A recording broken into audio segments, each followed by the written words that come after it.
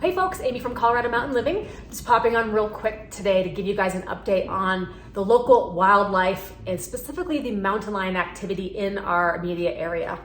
If you caught the video last week, I mentioned an article that was in our local paper that was detailing the increase in mountain lion activity, specifically the attacks on pets and dogs. You know, we knew that it wasn't going to be living in a bubble, that you are moving up here with wildlife, and that's something that's part of the lifestyle. Being smart around wildlife, knowing what to do in certain situations, knowing how to coexist with animals, it's just an ongoing relationship. But that's not really what I'm talking about. I'm talking about the increase, the sharp increase that seems atypical for mountain lions to attack dogs on a frequent basis. And it initially started this summer where I had made my first post about the mountain lions taking dogs, specifically our neighbors' dogs.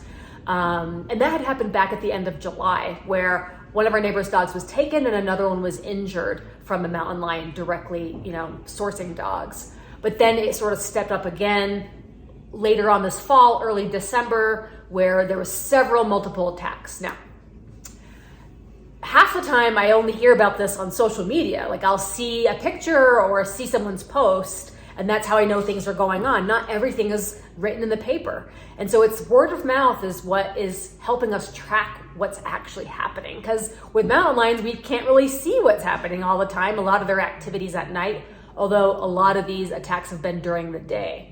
As of January, I haven't heard of any stories about any dogs being attacked or taken. I haven't really seen that in the social media groups. So we're thinking that the mountain lion that was shot most recently was the one that was specifically targeting dogs and doing the most damage. So that is my theory, my ongoing theory. And I'm welcome. If anyone else is tracking this locally, I'd love to hear more comments about what you think the pattern is, and have things been shifting? Have the attacks been fewer?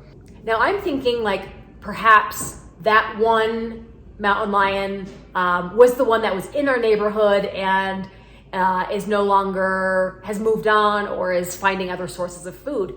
Except this morning when I checked our local neighborhood Facebook group, which is just basically our road, and someone had posted a recording of a mountain lion. So if you don't know what a mountain lion sounds like, and feel free to correct me if you think this is not a mountain lion, if you think it's something else, but I'm going to play this for you so you can know if you ever hear this sound in the mountains, that is probably what is making the sound.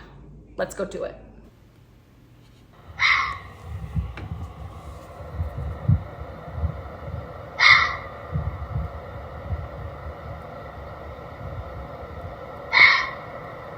So it's pretty distinct, right? It's definitely got that higher pitch. It's not a growl, but it's definitely what I've heard on other like YouTube recordings and other animal recordings, like what does a mountain lion sound like?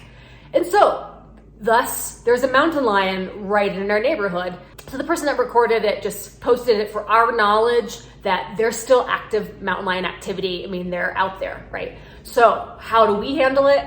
I don't let Vigo outside in the dark anymore. It's kind of tough, when it's dark until 7:30 in the morning. So he just has to wait to go out, keep my eye on him when he is out there. And he doesn't stay outside unattended on his own anymore.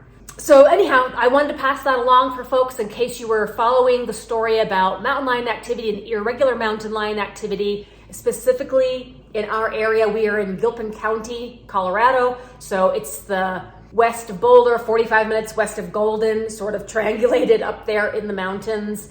And there is some talk about the Gross Dam Reservoir expansion that may be impacting wildlife behavior, and it might be crowding some of their habitat. So that was really interesting part. If you're interested in that angle, feel free to look up the article. I think you get access to 1 or 2 free articles, even if you don't get a subscription to the paper, The Mountaineer, where you can read about that theory impacting animal behavior and sort of crowding their natural territory.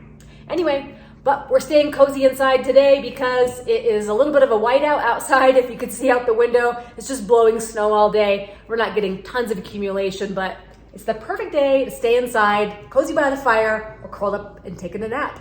All right, guys, we'll see you next time. Bye-bye.